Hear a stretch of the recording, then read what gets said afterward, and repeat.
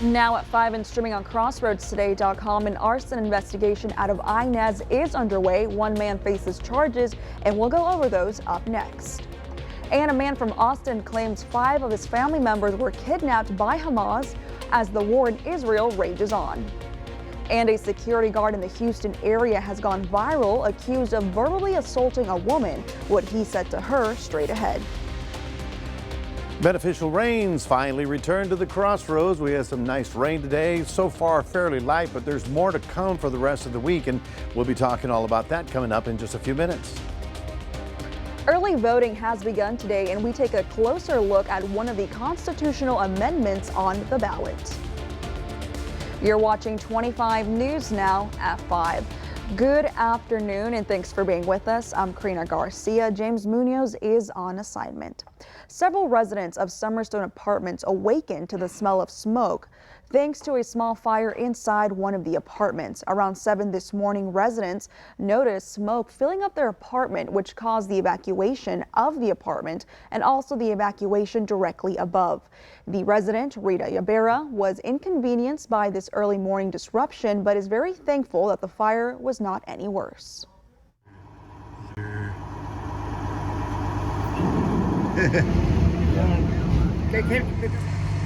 Fire was a malfunctioning water heater near the bathroom. The fire was contained within the water heater. No other damage was reported and no one was injured.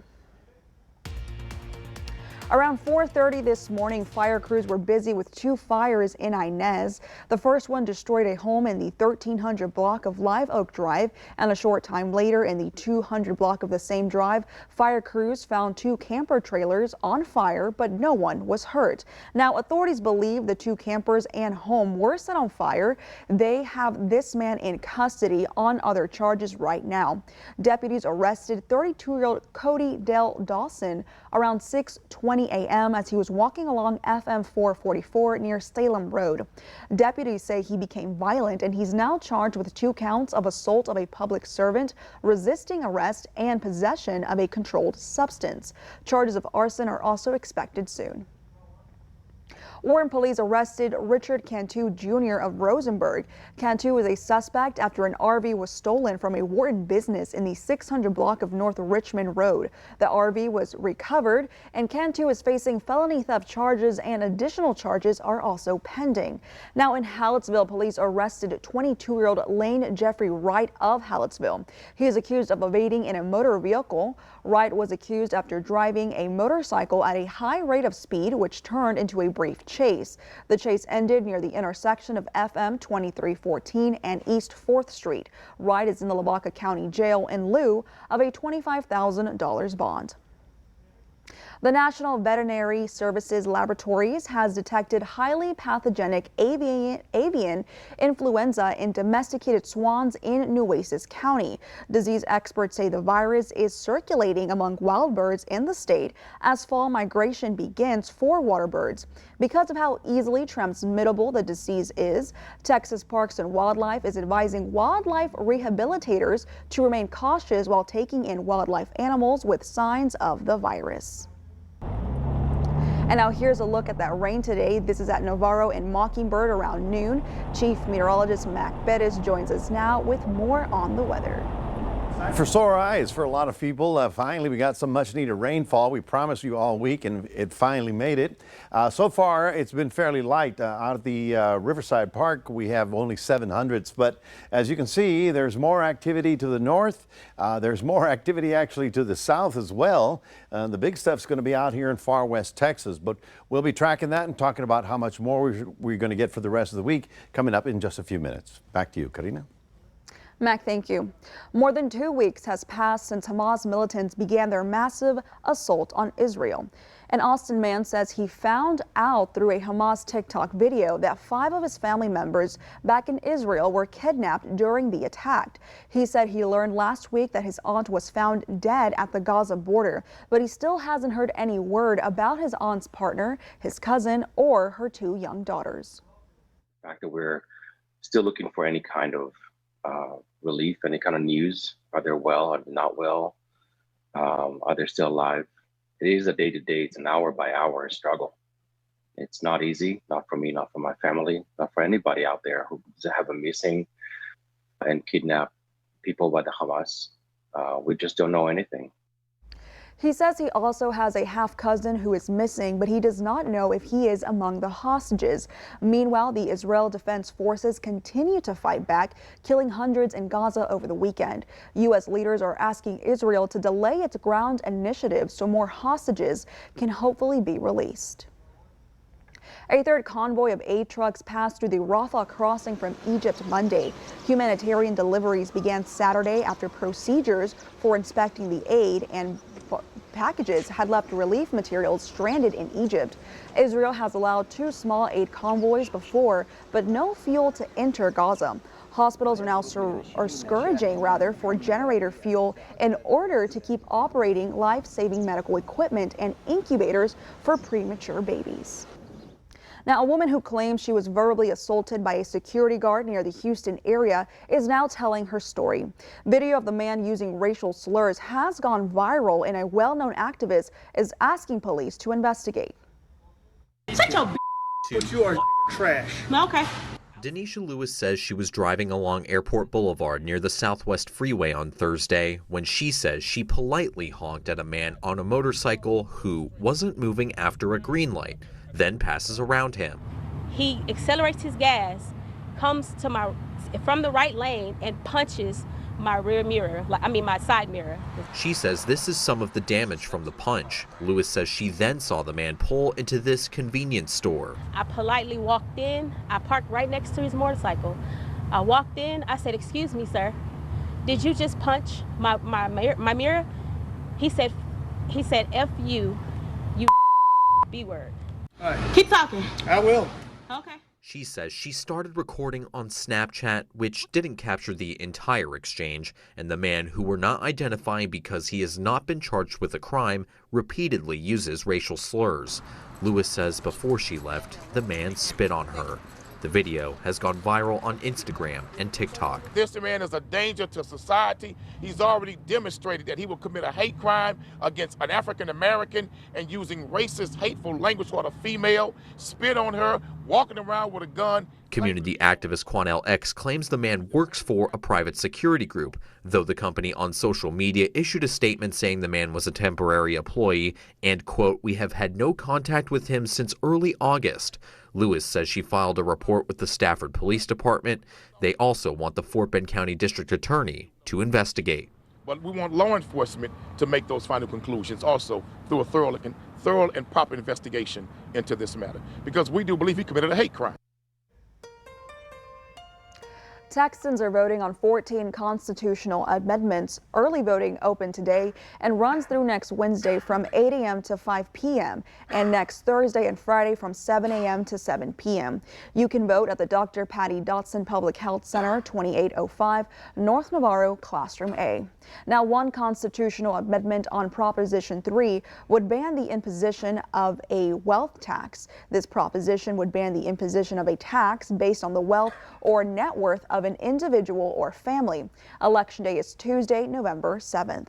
And so here is your viewer poll this afternoon. You can scan that QR code on your screen to vote now. The question is, how do you plan to vote for Proposition 3? Are you for it or are you against it? We want to hear from you on this. Come to crossroadstoday.com/vote to take part. And of course, we're going to have an update on 25 News Now at 6. TxDOT wants input on a long-range plan that will guide transportation priorities in Texas through the year 2050. TxDOT will host an open house from 4:30 to 6 p.m. Wednesday at the Victoria College Emerging Technology Complex located at 7403 Lone Tree Road, Meeting Hall 101.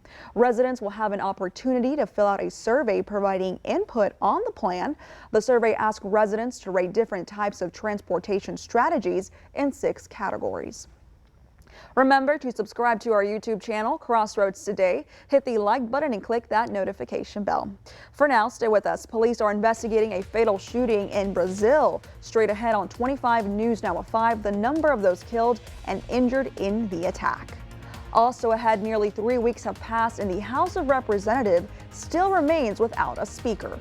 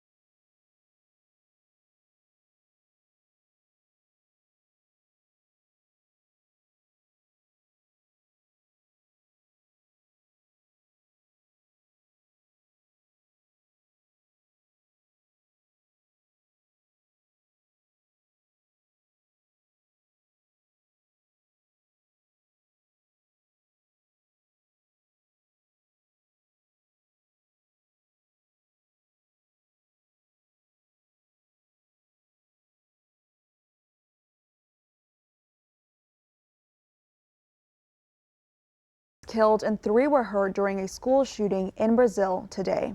The attack was carried out at around 7:30 a.m. in the eastern part of the city. Police say there were 3 students that were shot and were taken to the hospital.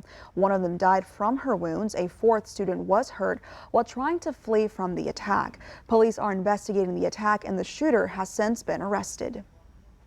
20 days have passed since Representative Kevin McCarthy was kicked out as House Speaker.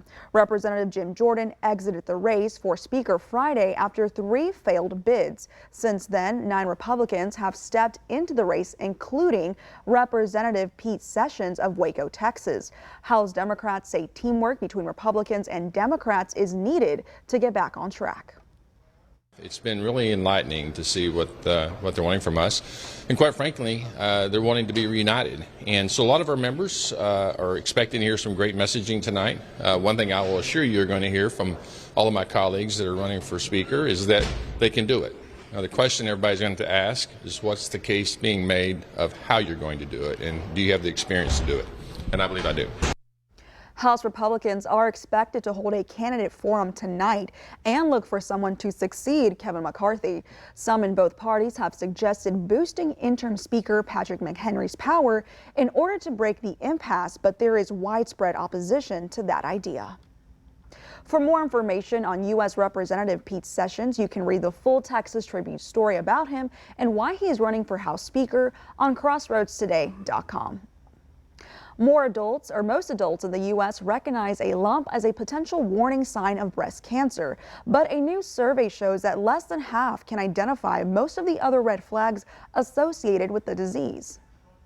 It's rare but aggressive, and early detection of inflammatory breast cancer could mean the difference between life and death. By the time we catch an inflammatory breast cancer, 1/3 of patients will already have metastatic disease, meaning that the cancer has spread outside of the breast and lymph node areas. Because of that, survival rates are generally not as high for inflammatory breast cancer as they are for other types of the disease. This form of cancer doesn't often start with a lump and may not show up on a mammogram, according to the American Cancer Society. There are 5 different signs and symptoms to watch out for: an orange peel-like texture or dimpling of the skin, feeling of heaviness, tightening of the skin, engorgement of the breast, and an infection-like redness or swelling. Many physicians don't even think of it as breast cancer signs or symptoms, and patients will often get multiple rounds of antibiotics before they ever get to a breast biopsy. Dr. Sachin Gerard with Ohio State's Comprehensive Cancer Center says if you notice any of the signs, to see a doctor who's aware of this form of the disease immediately. So the patient can get appropriate workup with imaging and biopsy. That's the most important thing. For Health Minute, I'm Mandy Gaither. The rising sea levels due to melting ice may be unavoidable. New research shows even if the world meets ambitious targets to limit global heating, West Antarctica will still experience substantial ocean warming and ice shelf melting. West Antarctica is home to the Doomsday Glacier and the continent's largest contributor to global sea level rise. Researchers found even significantly cutting planet heating pollution now will have limited power to prevent the collapse of the West Antarctic ice sheet. That's actually the globe, and for you and me, you're thinking, well, why do I care about the Antarctic? It's a gigantic, ginormous piece of ice that's going to break away from the Antarctic and then start melting, and so that's where we start looking at the water levels rising all over the world. So it's just one of those things we're going to have to deal with somehow in the future. Well, fortunately for us, we've got some much needed rainfall around the area. Current temperature is at 83. We've got rather gusty winds at 22 miles an hour. That is actually our high temperature officially at the airport. We managed to get 35/100ths of an inch of rain. That brings us to 263 for the month, and 2821. We're still 5 inches below normal rainfall. We'll have the rest coming up in just a moment.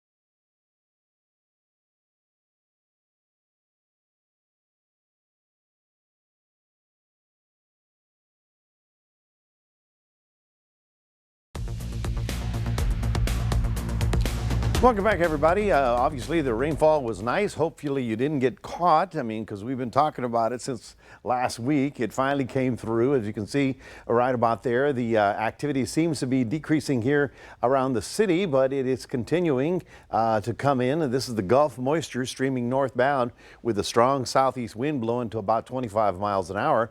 But really, the big stuff is out here in far west Texas. This is the trajectory of the remnants of what used to be that tropical storm on the west coast. All things considered, anybody in Texas, we all need rain, and hopefully this is going to be good. So far, it has not been a flooding rain or severe, but there are some heavy spots here and there that might get some significant rainfall. The thing is, this is going to be about a 2 or 3 day event over the region. Remember, when we see green, we go up to an inch. And if we turn blue, that means you got 2 inches. So everybody pretty much in the crossroads got a good solid inch of rain in the neighborhood, and that's all going to be very helpful for everything, for the winter, the fire season, everything like that. And you can see even in far west Texas, their averages have been fairly consistent. Temperatures for us are looking at, of course, in the 80s tomorrow, although with the cloud cover out there, it may be a little bit cooler. Tonight we'll only be in the 70s. This is not a cold front by any stretch of the imagination. It's really coming from the Pacific. All this in light green is a potential for showers. The heavier activity would be right here where they have a moderate chance for severe weather out in far west Texas, not anything close to our area. And tomorrow, while we still get some general shower activity, the heavy stuff is going to be out here because of heating and, of course, the bulk of the moisture that's coming up. Now, here we are, and there's the heavy stuff. Now, that's going to move almost northeast. The low drops down into that slot, and then that starts to move ashore. And until that moves away, or basically northeast, we're going to be under the gun for some additional shower activity. Looks like the peak will be on either Wednesday night or Tuesday night or Wednesday. Wednesday will be the peak of the activity. That's when we may actually see some severe weather pop up even along the I-35 corridor before that whole thing finally moves through our region. Then there's a little bit of quiet before the next system comes through. Now here is the forecast track for the future all the way through Saturday. This is what Future Tracker thinks. It looks like there will still be an additional 1 to 2 inches possible for our area, and that's good stuff. You know, anything above 4 or 5 inches we have some problem with, but 1 to 2 we can deal with. Basic note for fishermen, it's getting a little rough out there because of the winds and, of course, the stormy weather. So do be cautious. We do have small craft advisories are up. Your sunrise is at 7:34 and your sunset now at 6:48. For those of you in Port Lavaca, we start off with cloud cover, a few afternoon showers, high of about 85. This is again coming from the southwest. Again, showers in Cuero through the day and a high of 86. And somewhere or tomorrow or to the next couple of days, you're going to be affected by shower activity, peaking here on Thursday, then decreasing as we get to the weekend, and then still looks colder weather by the time we get to Halloween. We'll have more on that, of course, later on. That is your 7-day forecast, reminding everybody we do have a QR code. Love for you to scan that and put Crossroads Today on your phone. Here's Karina. Thank you, Matt. Coming up next on 25 News Now at 5, we'll take a look at your stocks. Plus, a major oil and gas company announced a new $53 billion buy today.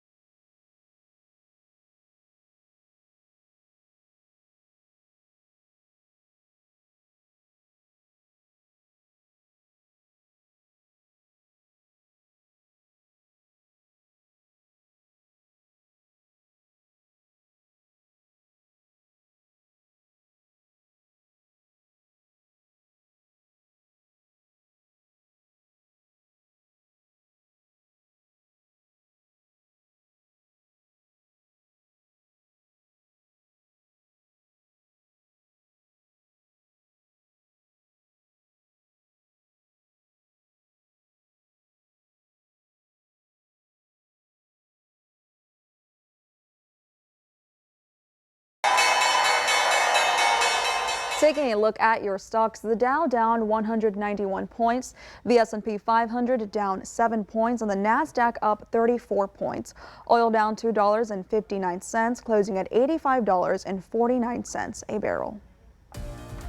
Chevron announced today it has agreed to buy rival Hess for $53 billion. The purchase would give Chevron even greater access to U.S. shale production in Texas. Chevron plans to increase buybacks of its stock to $20 billion a year. Critics have slammed oil companies for buying back tens of billions of dollars of stock instead of easing prices at the pump or investing in renewable energy. Oil companies have enjoyed record profits after Russia's invasion of Ukraine pinched oil supplies and sent prices higher. Companies are offering discounts on electric vehicles due to growing competition and some restraint from consumers. The Tesla Model 3 base price is down 17% over the last year. Other automakers are offering deals to compete. Hybrids are an exception because consumers seem more interested in those kinds of vehicles. Stay with us. We'll take one last look at your forecast with Mac. Plus, we have America's and Texas' favorite Halloween candies this year. Plus, here's a look at world news tonight, right after 25 News Now at 5. This week, the brutal wars in Israel and Ukraine, a growing humanitarian crisis, and the threat of a shutdown. With a high-stakes gridlock in the GOP, more Americans turn to the most-watched program on television. World News Tonight with David Muir.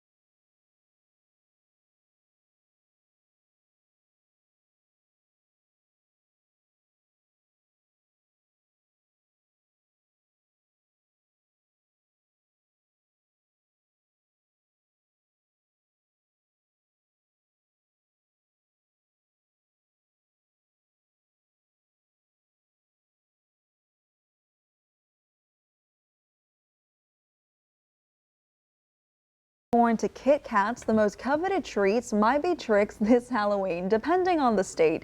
Newly released data based on bulk candy sales determined the favorite Halloween sweets in each state and nationwide. The most popular candy across the country was peanut butter Reese's Cups, which, of course, that's my favorite too. M&M's and hot tamales took spots 2 and 3. And in the Lone Star State, Sour Patch Kids and Starburst were among the favorites. Can you believe that? My mouth just slams up with all that sugar. I always thought the favorite would be some chocolate flavored candy. Well, Halloween candy sales are expected to reach $3.6 billion this year alone. Do you have a Yeah, favorite you started candy? with, well, I love the Kit Kats. Kit Kats are good. I like the candy corn. Of course, everybody loves M&Ms. I like Reese's Skittles, Reese's Cups, but you know, after one, that's enough for me. You know what I think is overrated on that list? What? I'm going to go ahead and say Starburst.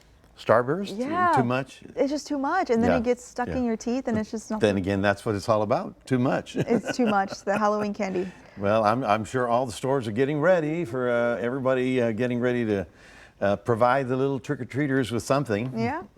Well, what about the weather? Is it going to be Well, good? weather-wise, it's going to be touch and go, and I'll tell you why. Today, tomorrow, all the way through Thursday, we have a good chance for additional shower activities. Much needed rainfall. It's good. Not to worry. Just be ready for some sort of rain equipment to have an umbrella.